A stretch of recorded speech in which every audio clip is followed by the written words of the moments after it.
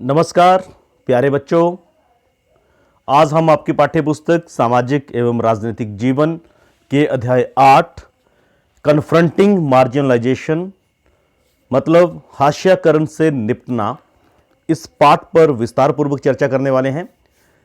बच्चों, पिछली वीडियोस में जो हमने अध्याय 7 हास्याकरण की समझ इसको हमने पढ़ा था, तो हमने ये जाना कि हास्याकरण होता क्या है, किस तरह कई बार अलग वेशभूषा, अलग रीति रिवाज, अलग धर्म, अलग जाति या अलग पहनावा हास्याकरण का कारण बन जाता है। जबकि ये सारी चीज़ें भारत की संस्कृति को समृद्ध बनाती हैं, परंतु फिर भी कई बार कुछ जगहों पर कुछ लोगों के साथ भेदभाव हो जाता है और उस भेदभाव की वजह से कुछ समुदाय हास्याकरण पर चले जाते हैं। हमने बड़े विस्तार से पढ़ा किस तरह से आदिवासी समुदाय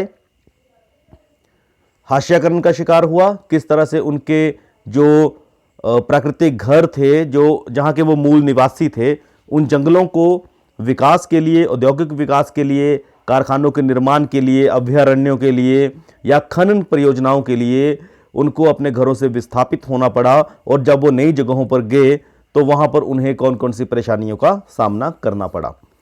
और उसके बाद हमने अल्पसंख्यक समुदाय के बारे में भी पढ़ा था। तो आज हम ये जानेंगे कि हास्याकरण जो एक सामाजिक बुराई है, जो समाज के कुछ तबकों में, कुछ हिस्सों में ये बुराई आ गई है, अब उस बुराई से किस तरह से निपटा जाता है। और क्या हास्याकरण से केवल वही लोग निपटते हैं जो इसका सामना करते हैं, या सरकार भी उनकी कोई मदद करती है, देश का संविधान भी उनको कोई समर्थन देता है, इस बारे में हम इस पाठ में पढ़ेंगे। तो आपकी पाठ्यपुस्तक में अध्याय 8 हास्याकरण से निपटना ये आपके सामने है। तो इसमें हम पढ़ेंगे, पिछले अध्याय में हमने दो अलग अलग समूहों और असमानता व भेदभाव के उनके अनुभवों के बारे में पढ़ा था।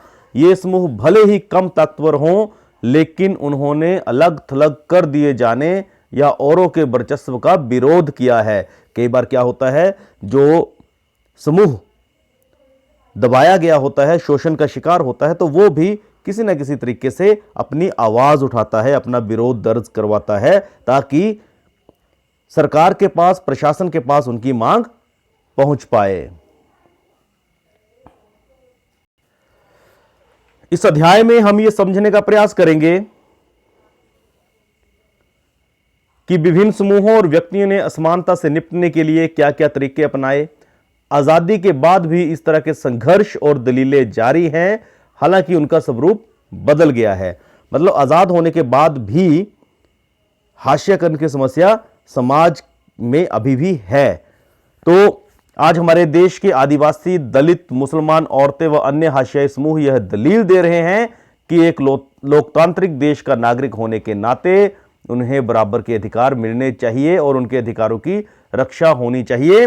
उनमें से बहुत सारे लोगों ने अपनी चिंताओं को दूर करने के लिए संविधान का भी सहारा लिया है। एक तरफ तो उन्होंने अपनी आवाज को पहुंचाने का प्रयास किया, उसके साथ साथ उन्हें किस चीज का सबसे ज्यादा सहारा मिला, वो है भारतीय संविधान। अब संविधान में किस तरह से हाशियाई समूहों को संरक्षण दिया गया है, हाशियाई समूहों को मुख्य धारा में लाने के लिए कौन कौन से अनुच्छेद बने हैं, उस पर हम आगे चर्चा करेंगे। सबसे पहले तो हम यह समझें कि संविधान होता क्या है। आप सबको विदित ही होगा तो कि संविधान में ऐसे कई सिद्धांत सूत्रबद्ध किए गए हैं जो हमारे समाज और राज्य व्यवस्था को लोकतांत्रिक बनाते हैं। संविधान कानूनों का एक लेखा जोखा होता है जिसके अनुसार किसी देश का शासन और प्रशासन चलता है।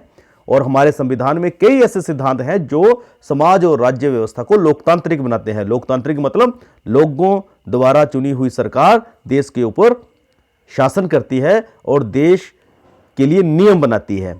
तो संविधान में कुछ मौलिक अधिकार दिए गए हैं और वो मौलिक अधिकार समाज के हर बड़े व्यक्ति से हर छोटे व्यक्ति तक बिना किसी भेदभाव के, बिना धर्म के भेदभाव के, बिना जाति के भेदभाव के, बिना रंग, बिना लिंग के भेदभाव के, वो सभी लोगों को वो अधिकार संविधान द्वारा प्रदान किए गए हैं। यह आपकी स्क्रीन के ऊपर भारत के संविधान की उद्देशिका, जिसे हम प्रस्तावना कहते हैं, ये अंकित है।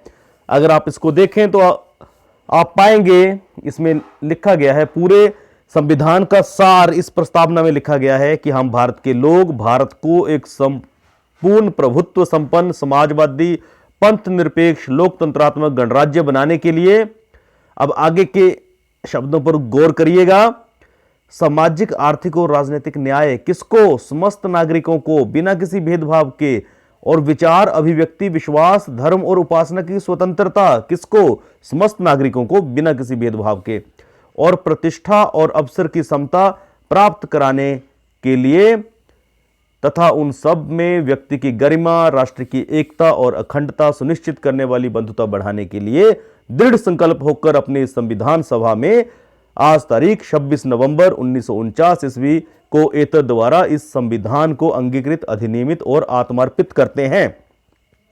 तो इस पाठ में मैं आपको संविधान की प्रस्तावना क्यों बता रहा हूं? क्योंकि संविधान की प्रस्तावना पूरे संविधान का सार है, और इसमें यह अंकित कर दिया गया कि सभी व्यक्तियों को बिना किसी भेदभाव के सामाजिक आर्थिक राजनीतिक न्याय मिलेगा, विचार अभिव्यक्ति विश्वास धर्म और उपासना की स्वतंत्रता मिलेगी, और अवसर की समानता मिलेगी, और सभी कानून के समक्ष बराबर होंगे, समान होंगे। तो संविधान के अनुसार हर व्यक्ति को बराबर के अधिकार मिलने हैं। तो इनको आधार बनाकर भी जो हाशियाई समूह रहे हैं, उन्होंने अपने आवाज को बार बार सरकारों तक पहुंचाया है, सरकारों को चेताया है।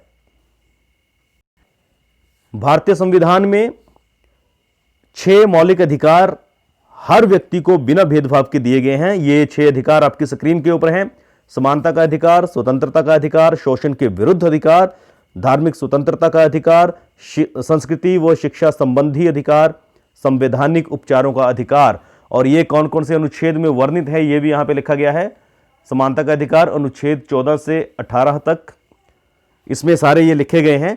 तो ये यहां पे पूरा चार्ट बना है, आप इसका स्क्रीनशॉट लेके रख सकते हैं। तो ये सारे अधिकार हर व्यक्ति को मिले हैं, परंतु इनके क्रियान्वयन में कहीं ना कहीं कोई समस्या रही होगी, तभी तो लोग हाशियाकरण का शिकार हुए। तो अब हम इनको थोड़ा विस्तार में पढ़ेंगे, इनमें से कौन से अनुच्छेद सीधे तौर पर हर व्यक्ति की समानता, हर व्यक्ति की स्वतंत्रता की बात करते हैं, और किस तरह से ये हाशियाकरण से निपटते हैं।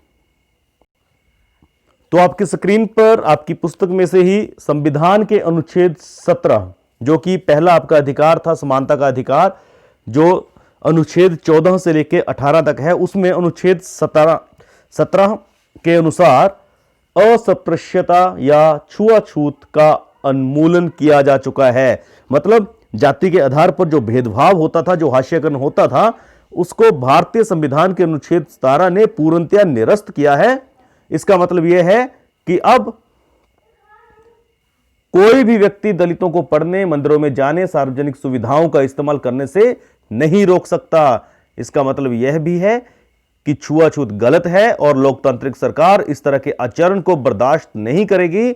लिहाजा अस्पृश्यता एक दंडनीय अपराध है। अगर कोई व्यक्ति ऐसा करता पाया जाता है तो उसे भारतीय संविधान के अनुसार दंड भी मिल सकता है। इसी तरह से एक और मौलिक अधिकार, समानता के अधिकार के अंतर्गत अनुच्छेद 15 में कहा गया कि भारत के किसी भी नागरिक के साथ धर्म, नस्ल, जाति, लिंग या जन्म स्थान के आधार पर भेदभाव नहीं किया जा सकता। तो यदि किसी के साथ कुछ कारणों से भेदभाव होता है तो वो भी एक दंडनीय अपराध है भारतीय संविधान के अनुसार। इसके साथ साथ जो अल्पसंख्यक समुदाय था, जो हमने पिछले पाठ में पढ़ा, आपने मौलिक अधिकारों की लिस्ट पहले देखी, जिसका मैंने कहा था स्क्रीनशॉट रख लेना। उसमें अपने धर्म, सांस्कृतिक एवं शैक्षणिक अधिकारों की स्वतंत्रता के अधिकार पर जोर दिया गया है। मतलब जो अल्पसंख्यक हैं वो अपने सांस्कृतिक और शैक्षणिक अधिकारों, अपने धर्म को प्रिजर्व कर सकते हैं, उसकी सुरक्षा कर सकते हैं, उसका प्रचार प्रसार कर सकते हैं। तो ये उनको इसलिए अधिकार दिया गया ताकि उनके रीति रिवाज, उनकी संस्कृति बहुसंख्यक समाज के आगे दब ना जाए। तो ये जो मौलिक अधिकार हैं ये समाज के हर व्यक्ति को मिले हैं, भारत में हर व्यक्ति को मिले हैं। सभी संविधान के अनुसार कानून के समक्ष सभी बराबर हैं। तो ये जो कानून है, जो संविधान में अंकित हैं, जो संविधान में अंकित अनुच्छेद हैं, ये सारे क्या करते हैं? हर व्यक्ति के अधिकारों की सुरक्षा करते हैं और हाशिया कर्ण से निपटने का एक मजबूत हथियार हर व्यक्ति को देते हैं। तो आज के लिए इतना ही। आशा है आपने वीडियो को ध्यान से देखा होगा। वर्कशीट को जरूर हल करिएगा और अगली वीडियो में और अधिक जानेंगे हाशिया कर्ण से कैसे निपटा जाए। धन्यवाद। जय हिंद।